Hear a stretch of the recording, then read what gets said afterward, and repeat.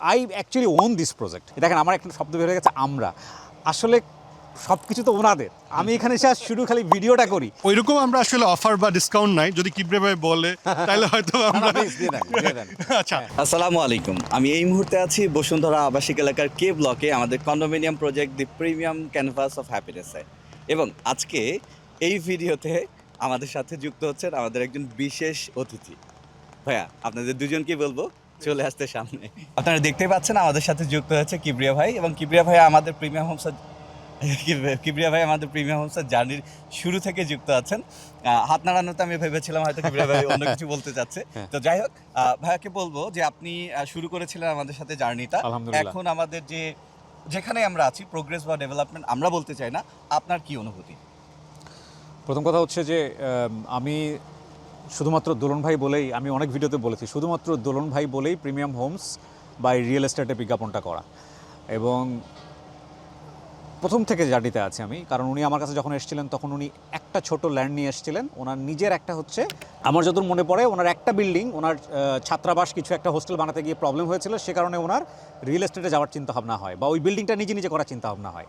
এরপরে হলো ওই বিজ্ঞাপনটা করার পরে আপনাদের ডিমান্ড দেখে উনি রিয়েল এস্টেটে সুইচ করেন এবং আরও অনেক বড় প্রজেক্ট নিয়ে চিন্তা করেন। আপনারা যদি প্রথম ভিডিওটা দেখতে চান, আমার চ্যানেলে আছে, এবং আমি ওনাদেরকে পরামর্শ দিই এই যে আমরা যতগুলো ভিডিও করেছি এগুলো সিরিজ করে পার্ট 1 পার্ট 2 3 মাস পরে কী আসছে সব কিছু করে ক্লায়েন্টদেরকে দিয়ে দেওয়ার জন্য বা ওয়েবসাইটে রাখার জন্য। তো ওইখান থেকে প্রিমিয়াম হোমসের আমরা করলাম আশুলিয়া মডেল টাউনে। এবং আশুলিয়া মডেল টাউনে দেখেন আমার একটা শব্দ বের হয়ে গেছে আমরা। আসলে সব কিছু তো ওনাদের। আমি এখানে এসে শুধু খালি ভিডিওটা করি, হ্যাঁ, এবং প্রমোশনাল ডেফিনেটলি। তো সেই জায়গা থেকে আলহামদুলিল্লাহ রহমতের বৃষ্টি। তো ফ্যাক্ট হচ্ছে গিয়া যে I actually on this project, হ্যাঁ। এবং সে আশুলিয়া থেকে বসুন্ধরা থেকে আটি মডেল সোসাইটি থেকে আবারও বসুন্ধরার কন্ডোমিনিয়াম হচ্ছে, এবং জলসিঁড়ি কক্সবাজারেও একটা গুড নিউজ খুব শীঘ্রই আপনারা দেখতে পাবেন, হয়তো ভিডিও করা প্রচার হতে সেটাও নিউজটাও চলে আসবে। সো আলহামদুলিল্লাহ ইটস আ ওয়ান্ডারফুল এক্সপিরিয়েন্স আমি বলবো। যেহেতু it's a kind of rainy season, so আমাদের এটা একটু আমাদের দর্শকরা এটা এনজয় করবেন, আই থিঙ্ক সো। সো আলহামদুলিল্লাহ। এবং আমার খুব ভালো লাগে যে এখন পর্যন্ত আপনাদের সঙ্গে যারা আছেন ক্লায়েন্ট, তারা অনেক বেশি হ্যাপি। এবং সবচেয়ে বেশি ভালো লাগে আমার ফ্রেন্ড সার্কেলে যারা আছেন, তারা আমাকে পোক করে বলেন যে ভাই বা বন্ধু, এটা আসলে করাটা ঠিক হবে কিনা। তো আমি ভিডিওতে যে কথা বলি ওখানে সে কথাটাই বলি, তুমি নিজে যাও, চেক করো, তোমার জায়গা থেকে যদি মনে হয় তুমি কনফিডেন্ট, আমি যেরকম কনফিডেন্ট হয়ে ওনাদের সঙ্গে আসছিলাম বিজ্ঞাপন করার জন্যে বা এই ভিডিওটা করার জন্যে, কিন্তু তুমিও তোমার জায়গা থেকে কনফিডেন্ট হয়ে তারপরে করো।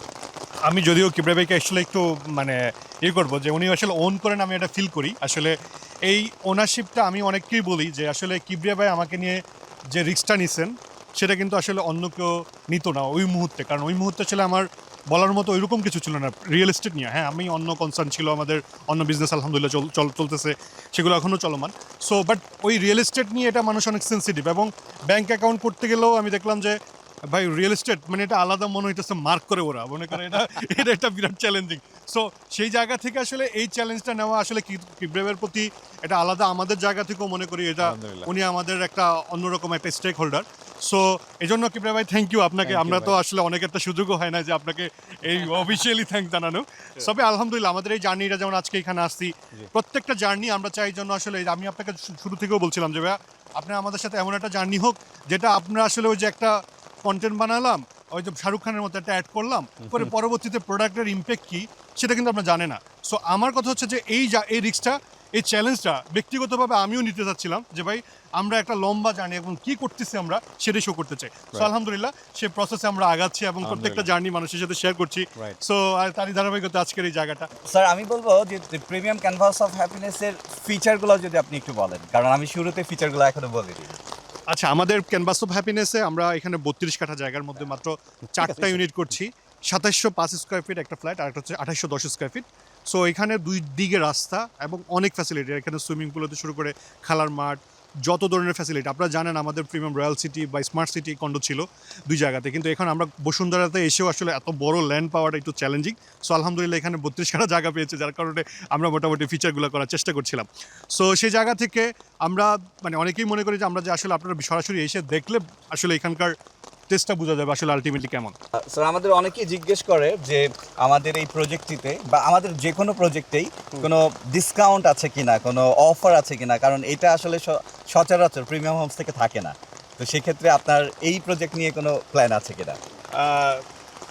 ওইরকম আমরা আসলে অফার বা ডিসকাউন্ট নাই, যদি কিবরিয়া ভাই বলে তাহলে হয়তো আমরা আচ্ছা সো কিবরিয়া ভাই, আচ্ছা যাক, মজা করলাম।